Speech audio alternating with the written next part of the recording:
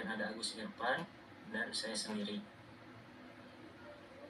Baik, langsung saja. Di sini ada daftar isi ya. Yang pertama ada pengertian model pembelajaran, kedua karakteristik model pembelajaran, yang ketiga hakikat dan peranan model pembelajaran IPS, yang keempat model-model pembelajaran IPS SD, yang kelima implementasi model-model pembelajaran IPS SD, dan yang terakhir cara memilih model pembelajaran mengajar yang efektif. Nah, langsung di sini ada pengertian model pembelajaran yang akan saya sampaikan. Pengertian model pembelajaran ya. Model pembelajaran diartikan sebagai suatu subjek atau konsep yang digunakan untuk mempresentasikan suatu hal, sesuatu yang nyata dan dikonversi untuk sebuah bentuk yang lebih komprehensif.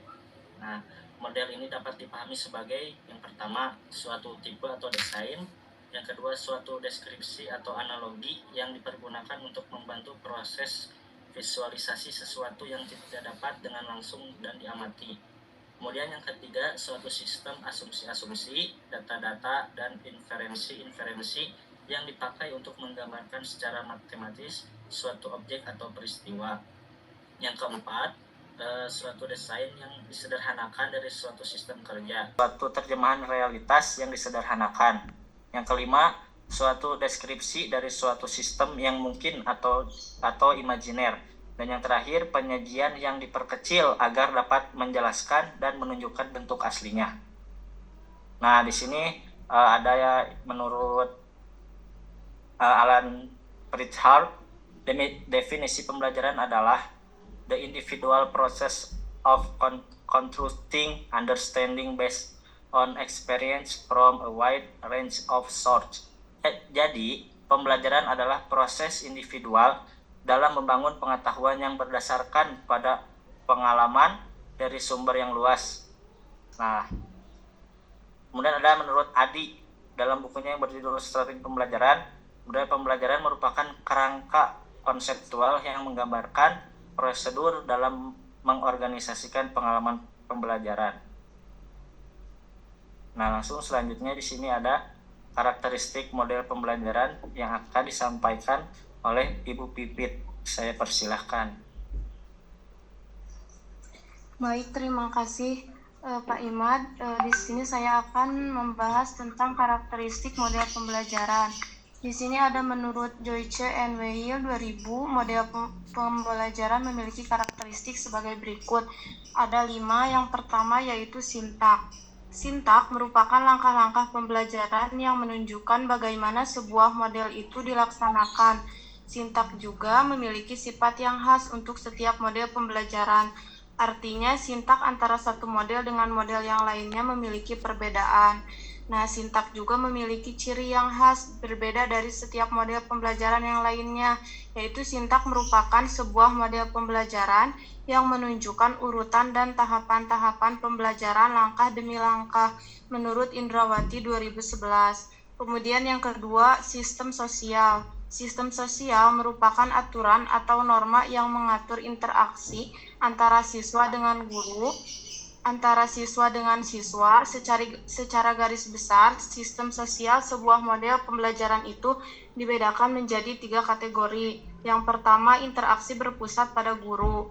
Nah, dalam hal ini guru lebih dominan sebagai pusat pembelajaran. Ketiga, interaksi seimbang antara guru dan siswa. Terjadi keseimbangan interaksi guru dan siswa, masing-masing tidak mendominasi. Kemudian yang ketiga ada prinsip reaksi. Prinsip reaksi yaitu merupakan perilaku guru dalam memperlakukan siswa pada kegiatan pembelajaran. Indrawati 2011 mengemukakan bahwa prinsip reaksi merupakan perilaku siswa dalam pembelajaran. Kemudian yang keempat ada sistem pendukung. Sistem pendukung merupakan segala sumber daya yang diperlukan untuk mendukung terlaksananya kegiatan pembelajaran dengan menggunakan model yang dipilih. Kemudian yang terakhir ada dampak efek model. Dampak efek model merupakan dampak atau efek dari model pembelajaran, yaitu hasil yang diperoleh setelah kegiatan pembelajaran dilaksanakan dengan menggunakan model-model pembelajaran. Mungkin itu saja yang dapat saya paparkan. Saya kembalikan ke moderator. Oke, baik, terima kasih kepada Bu Pipit. Selanjutnya ada hakikat dan peranan model pembelajaran IPS yang akan disampaikan oleh Bu Cynthia. Saya persilahkan.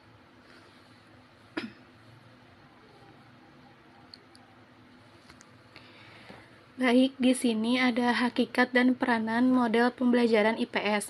Yang pertama ada integrasi ilmu sosial. IPS bukanlah ilmu tersendiri, melainkan integrasi dari berbagai disiplin ilmu sosial seperti sejarah, geografi, sosiologi, dan ekonomi. Konsep-konsep dasar dari ilmu sosial ini disederhanakan dan disesuaikan dengan tingkat pemahaman siswa SD. Pembelajaran terpadu. Yang kedua, pembelajaran terpadu. Pelajaran IPS di SD diajarkan dengan cara memadukan konsep-konsep dari berbagai disiplin ilmu sosial tersebut menjadi satu kesatuan. Hal ini bertujuan membuat pembelajaran lebih bermakna dan mudah dipahami siswa. Yang ketiga, pengembangan kompetensi sosial. Pembelajaran IPS tidak hanya berfokus pada transfer pengetahuan, tetapi juga bertujuan untuk mengembangkan nilai, sikap, dan keterampilan sosial pada siswa. Di next, Pak.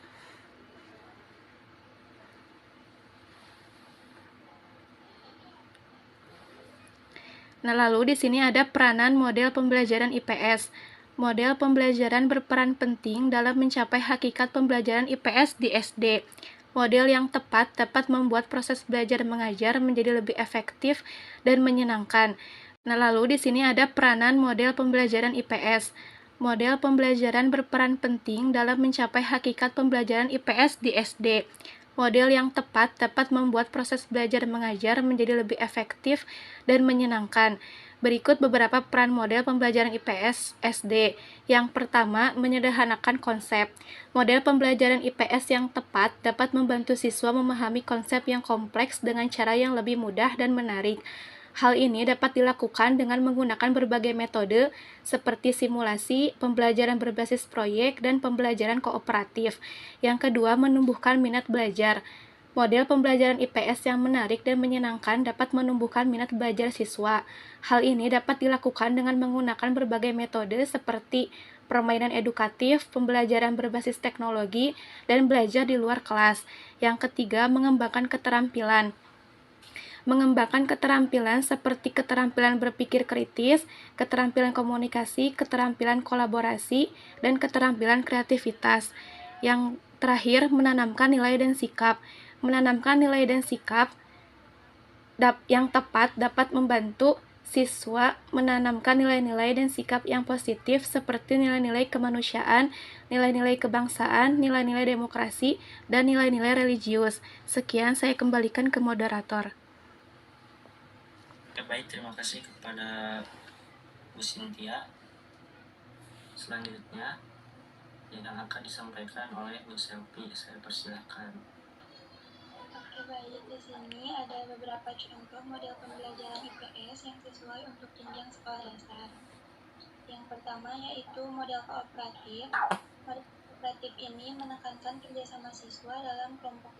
Model PBL ini melatih siswa untuk belajar dengan cara memecahkan masalah.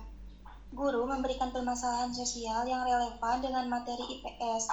Kemudian, siswa didorong untuk mengidentifikasi, menganalisis, dan mencari solusi terhadap permasalahan tersebut. Untuk contoh penerapannya, yaitu siswa diminta untuk mengidentifikasi permasalahan lingkungan di sekitar sekolah dan mencari solusi untuk menanggulanginya. Siswa menganalisis penyebab kemacetan lalu lintas dan mencari solusi untuk mengatasinya juga.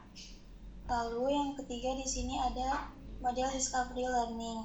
Model discovery learning ini mendorong siswa untuk menemukan sendiri konsep dan pengetahuan melalui aktivitas belajar mandiri. Guru berperan sebagai fasilitator yang memberikan bimbingan dan arahan. Namun, siswa didorong untuk aktif mengamati, menyelidiki, dan menarik kesimpulan sendiri. Nah, untuk contoh penerapannya, siswa mengamati peta Indonesia dan mendiskusikan tentang letak geografis dan sumber daya alam di berbagai daerah. Dan juga siswa melakukan wawancara dengan tokoh masyarakat untuk mempelajari sejarah daerah tempat tinggalnya. Lalu yang keempat di sini ada model bermain peran.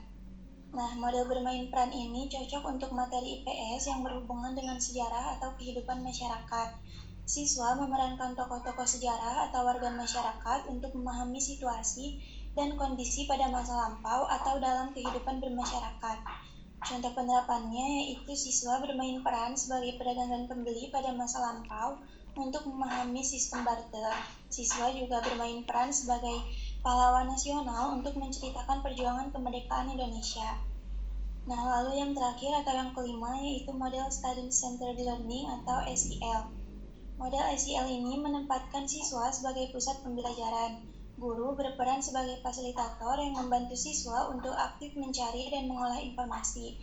Siswa didorong untuk berdiskusi, presentasi, dan mengerjakan proyek belajar secara mandiri. Nah, untuk contoh penerapannya, siswa belajar tentang negara-negara ASEAN dengan presentasi kelompok tentang budaya dan pariwisata di negara tersebut. Sekian yang dapat saya paparkan, saya kembalikan ke moderator. Yang pertama ada inquiry-based learning. Model ini mendorong siswa untuk mengajukan pertanyaan, menyelidiki, dan menemukan pengetahuan sendiri. Guru memberikan panduan dan sumber daya yang dibutuhkan untuk mendukung siswa dalam eksplorasi topografi dan masyarakat. Siswa belajar melalui eksperimen, observasi, dan refleksi. Nah, yang kedua ada project-based learning. Dalam PBL, siswa bekerja pada proyek-proyek yang berfokus pada masalah sosial atau topik IPS tertentu. Mereka melakukan penelitian, merencanakan, dan menghasilkan produk akhir seperti presentasi atau pameran. Proyek ini dapat berupa simulasi kegiatan masyarakat, penjelajahan lingkungan sekitar, atau studi tentang budaya lokal. Nah, yang ketiga ada cooperative learning. Model ini mendorong kerjasama di antara siswa. Mereka bekerja dalam kelompok kecil untuk memecahkan masalah atau menyelesaikan tugas. Dengan setiap anggota kelompok memiliki peran dan tanggung jawab tertentu. Siswa belajar untuk berbagi ide, mendengarkan perspektif orang lain, dan bekerja sama secara efektif. Yang keempat ada role playing. Dalam pembelajaran IPS, role playing memungkinkan siswa untuk memahami berbagai peran dalam masyarakat. Mereka dapat meniru tokoh-tokoh sejarah, simulasikan kegiatan pemerintahan, atau berperan sebagai anggota masyarakat dalam situasi tertentu. Melalui peran ini, siswa belajar memahami sudut pandang yang berbeda dan mengembangkan empati. Yang kelima ada contextual learning. Model pembelajaran ini mengaitkan konsep-konsep IPS dengan pengalaman langsung siswa. Guru menciptakan pengalaman. Terima kasih. Jadi di sini saya akan memaparkan materi tentang cara memilih model belajar mengajar yang efektif. Nah, untuk memilih model belajar mengajar yang efektif dapat melibatkan beberapa langkah penting. Yang pertama yaitu menilai kebutuhan dan karakteristik siswa. Pertama-tama, pahami kebutuhan dan karakteristik siswa. Identifikasi tingkat pengetahuan mereka, gaya belajar yang dominan, minat dan kebutuhan khusus lainnya seperti kesulitan belajar atau bahasa. Yang kedua, memilih tujuan pembelajaran yang jelas. Tentukan tujuan pembelajaran yang spesifik dan terukur. Apa yang ingin Anda capai dengan model ini? Nah, tujuan yang jelas akan membantu Anda memilih metode dan pendekatan yang tepat. Yang ketiga, mengetahui metode pembelajaran yang tersedia. Pahami berbagai metode pembelajaran yang tersedia seperti ceramah, diskusi kelompok, proyek kolaboratif, simulasi, dan sebagainya. Setiap metode memiliki kelebihan dan kelemahan tergantung pada konteks pembelajaran. Nah, yang keempat, mengukur dampak dan responsif. Evaluasi secara berkala efektivitas model yang akan digunakan. Apakah model ini membantu siswa mencapai tujuan pembelajaran, responsif terhadap inputan dari siswa, dan hasil evaluasi untuk memperbaiki atau menyempurnakan model belajar mengajar. Yang kelima, ada mempertimbangkan ketersediaan sumber daya. Tinjau ketersediaan sumber daya yang kita miliki, termasuk teknologi buku teks, perangkat lunak, dan fasilitas fisik. Yang keenam ada menyesuaikan dengan kurikulum. Pastikan model yang dipilih konsisten dengan kurikulum dan standar pembelajaran yang berlaku. Model belajar mengajar yang efektif harus mendukung pencapaian tujuan kurikulum. Yang ketujuh, ada belajar dari praktik terbaik. Pelajari dan terapkan praktik terbaik dalam bidang pendidikan. Dapatkan wawasan dari penelitian dan pengalaman praktisi lain untuk memperbaiki model belajar mengajar Anda. Nah, yang terakhir ada fleksibel dalam pendekatan. Terakhir, ingatlah bahwa tidak ada pendekatan satu ukuran untuk semua dalam pembelajaran. Jadilah fleksibel untuk menyesuaikan model belajar mengajar berdasarkan perubahan kebutuhan dan dinamika kelas. Sekian pemaparan dari saya kembalikan ke moderator.